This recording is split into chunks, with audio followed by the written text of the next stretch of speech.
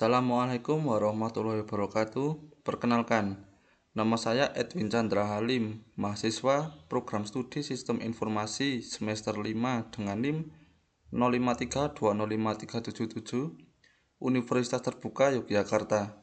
Pada kesempatan kali ini, saya akan mempresentasikan hasil tugas praktik mata kuliah pemrograman berbasis desktop dengan studi kasus pembuatan sistem manajemen restoran menggunakan bahasa pemrograman Java berbasis Object Oriented Programming atau OOP. Program ini dibuat menggunakan Visual Studio Code dan Java Development Kit sebagai compiler utama. Dalam pembuatan aplikasi ini, saya menerapkan berbagai konsep penting pada pemrograman berbasis orientasi objek, seperti abstraksi, inheritance, encapsulation, polymorphism, kemudian exception handling, array list, operasi file, struktur keputusan, dan struktur pengulangan. Tujuan dari program ini adalah untuk membantu pengelolaan restoran, mulai penyimpanan daftar menu, pencatatan pesanan pelanggan, perhitungan total pembayaran, penggunaan diskon, hingga penyimpanan struk ke dalam file teks. Nah, kemudian untuk tahap pertama yang saya lakukan adalah mempersiapkan lingkungan pemrograman. Saya menggunakan aplikasi Visual Studio Code yang telah dipasang ekstensi Java agar dapat menjalankan program Java dengan baik.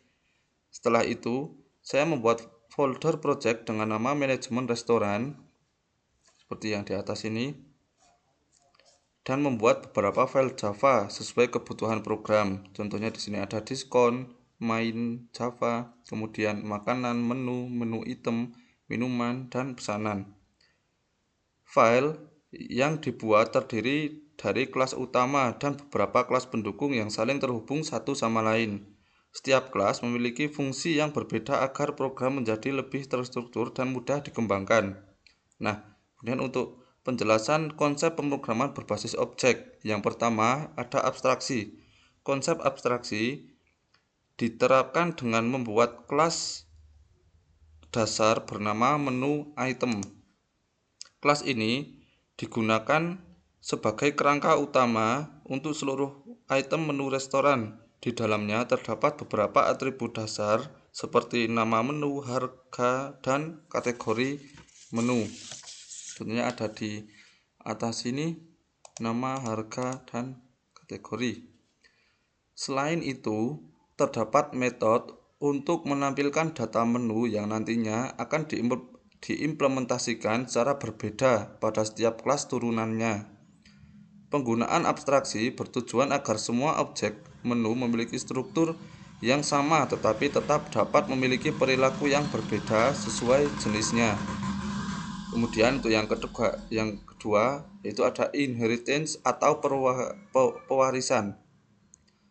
Konsep inheritance diterapkan dengan membuat beberapa kelas turunan dari menu item, yaitu ada kelas makanan,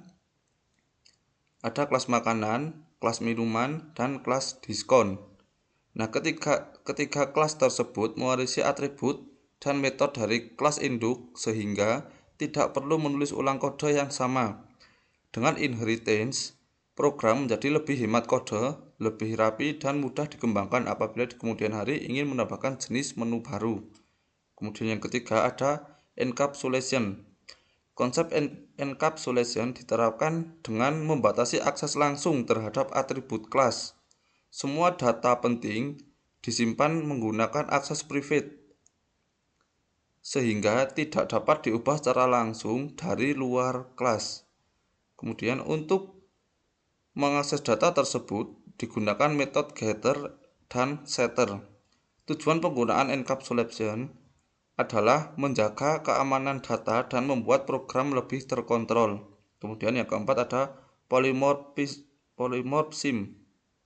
Diterapkan pada metode untuk menampilkan menu. Setiap kelas turunan memiliki cara masing-masing dalam menampilkan informasi menu.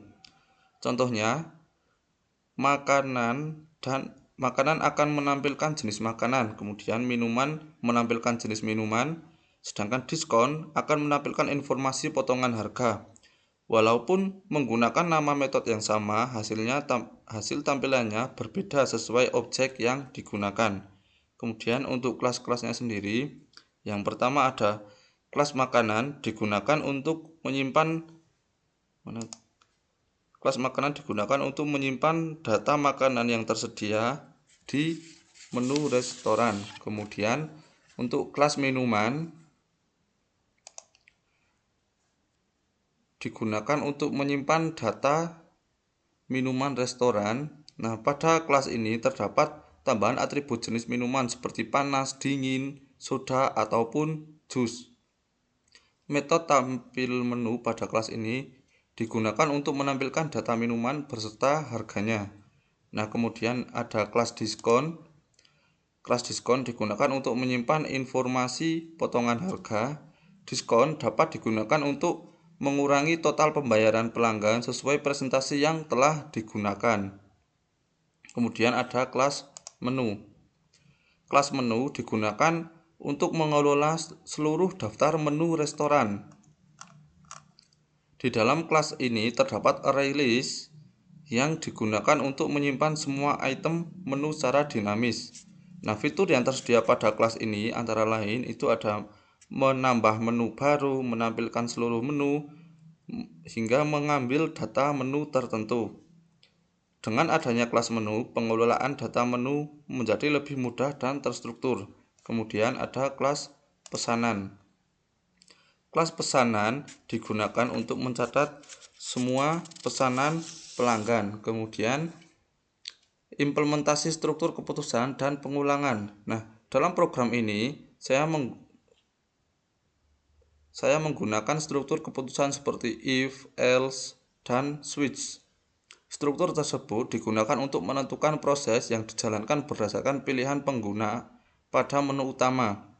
Sedangkan struktur pengulangan digunakan agar program dapat berjalan terus-menerus sampai pengguna memilih keluar dari aplikasi. Nanti kita akan coba. Kemudian pengulangan juga digunakan saat menampilkan daftar menu dan daftar pesanan pelanggan. Nah, kemudian implementasi exception handling.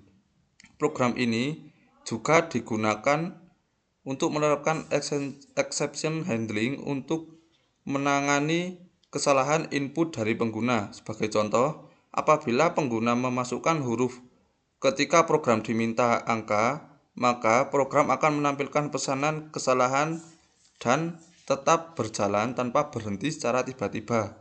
Kemudian untuk implementasi operasi file, selain berjalan di terminal, program ini juga mendukung penyimpanan data ke file teks. Data menu restoran dapat disimpan ke file sehingga tetap tersedia ketika program dijalankan kembali. Dan untuk struk pesanan pelanggan juga dapat disimpan sebagai dokumentasi transaksi. Dengan adanya operasi file, program menjadi lebih realistis dan mendekati sistem aplikasi nyata. Nah, kemudian untuk alur jalannya program, ketika program dijalankan, pengguna akan melihat menu utama. Pada menu utama tersedia beberapa fitur, yaitu seperti menambahkan menu makanan. Bentar, kita akan coba jalankan dulu.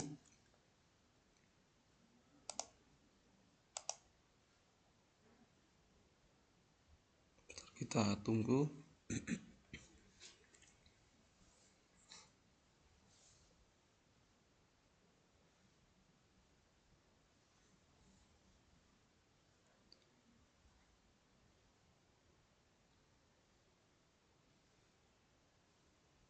Nah, di sini sudah.